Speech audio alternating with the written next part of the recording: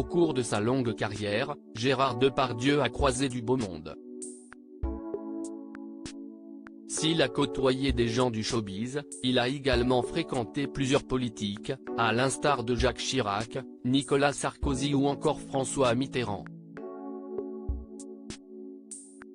Invité sur le plateau de Touche pas à mon poste, en août 2020, le monstre du cinéma français avait accepté de partager quelques confidences à Cyril Hanouna au sujet de sa carrière d'acteur mais aussi de ses rencontres les plus marquantes.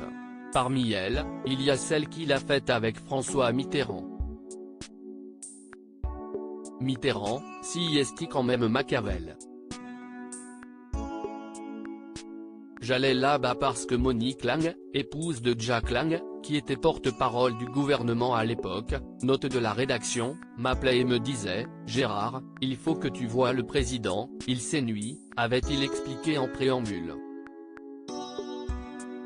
Seulement, lorsque les deux hommes se retrouvaient, ce n'était pas vraiment pour parler politique, comme l'avait ensuite laissé sous-entendre Gérard Depardieu sur le plateau de Touche pas à mon poste. Ce qui l'intéressait, c'était de connaître un peu toutes les histoires de cul des actrices, avait lâché le père de Julie Depardieu, avant d'ajouter « alors je m'inventais, bien sûr.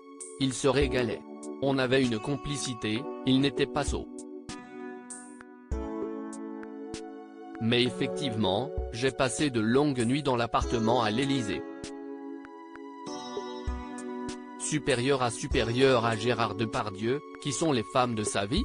Gérard Depardieu, très proche de François Mitterrand. Ce n'est pas la première fois que l'acteur français évoque sa complicité avec l'ancien président de la République.